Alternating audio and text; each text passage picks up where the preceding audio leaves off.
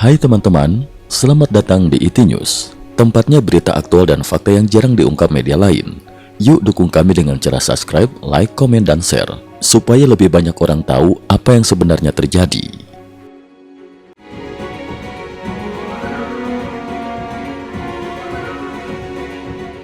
Salam pemirsa, pada Selasa 13 Januari 2026, situasi di Iran memasuki fase paling berbahaya sejak gelombang protes nasional meletus.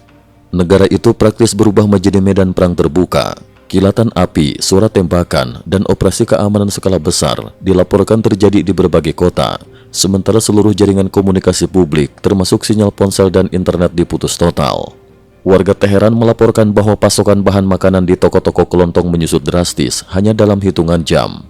Aparat memberlakukan jam malam super ketat, disertai perintah tembak di tempat bagi siapapun yang masih berada di luar rumah pada malam hari.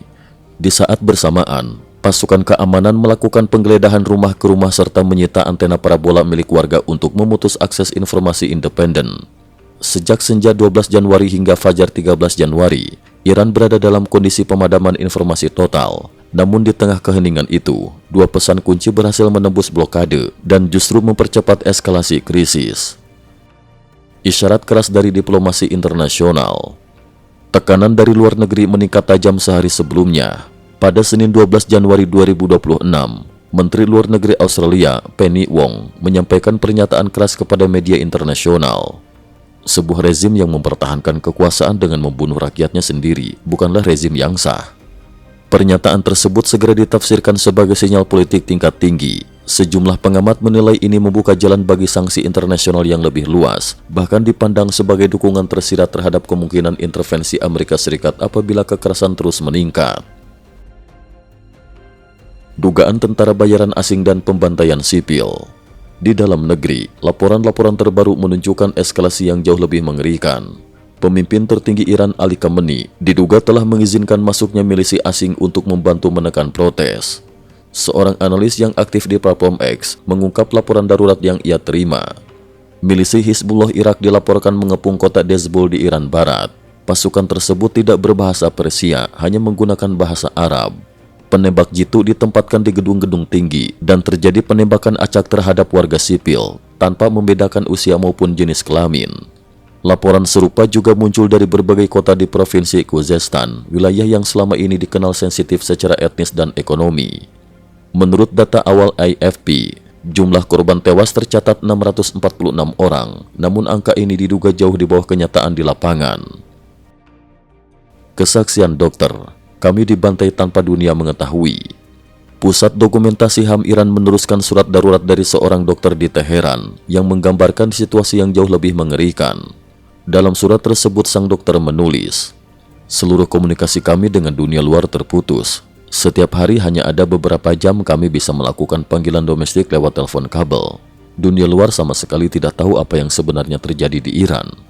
Ia menjelaskan bahwa setiap malam pasukan bersenjata memasuki permukiman warga dan melakukan pembantaian.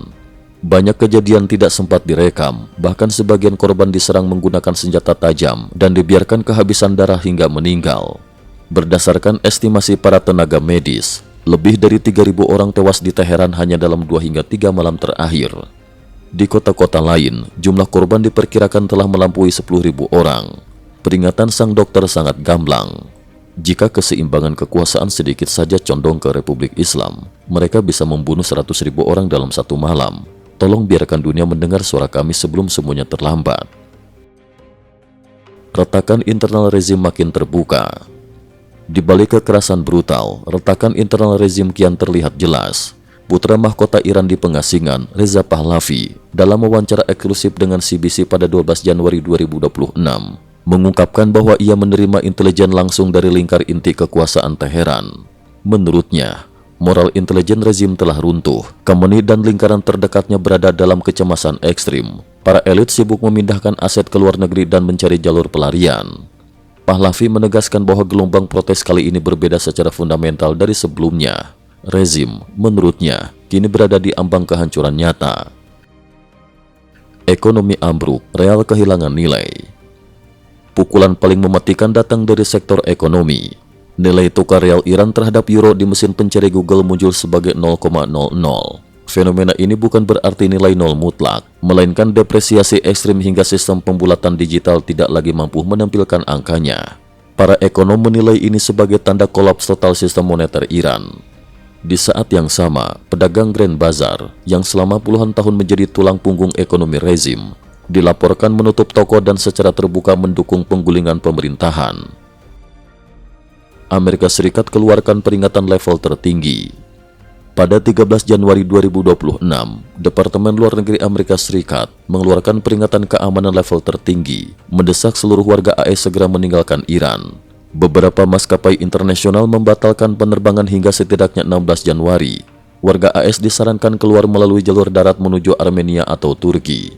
Pemerintah AS memperingatkan bahwa menunjukkan paspor Amerika atau memiliki hubungan apapun dengan AS dapat berujung pada penangkapan atau penahanan oleh otoritas Iran.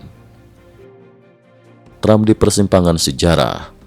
Analis Israel Amir Sarfati mengungkapkan bahwa pada Senin malam 13 Januari, tim keamanan nasional AS telah memberi pengarahan lengkap kepada Donald Trump mengenai berbagai opsi militer. Kesimpulannya suram, tidak ada opsi yang dapat menghentikan pembantaian dalam waktu singkat. Pakar militer Wu Qialong menilai Trump masih menunggu momen strategis paling menentukan. Jika AS bergerak, sasaran awal bukan instalasi rudal, melainkan aparat keamanan penindas rakyat.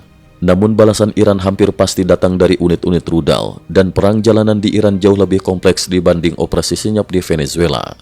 Jika intervensi dilakukan, tujuannya bukan sekadar memenggal kepala, melainkan menggulingkan rezim secara menyeluruh, sebuah taruhan geopolitik terbesar dekade ini. Tekanan ekonomi global dan pesan ke Beijing. Sambil menahan opsi militer, Trump mengambil langkah ekonomi agresif. Ia mengumumkan tarif tambahan 25% bagi negara manapun yang tetap berdagang dengan Iran, berlaku segera. Langkah ini secara langsung menghantam kepentingan ekonomi Tiongkok dan mendorong hubungan AS-Tiongkok ke titik terendah dalam beberapa dekade. Trump bahkan membagikan ramalan politik di media miliknya, menyebut bahwa pada 2026, 20 tahun komunisme Venezuela, 50 tahun kekuasaan mullah Iran, dan hampir 70 tahun rezim Castro di Kuba berpotensi runtuh secara bersamaan, sebuah pesan yang dinilai banyak analis menyasar langsung titik lemah Beijing. Cukup sekian dulu, terima kasih atas perhatiannya.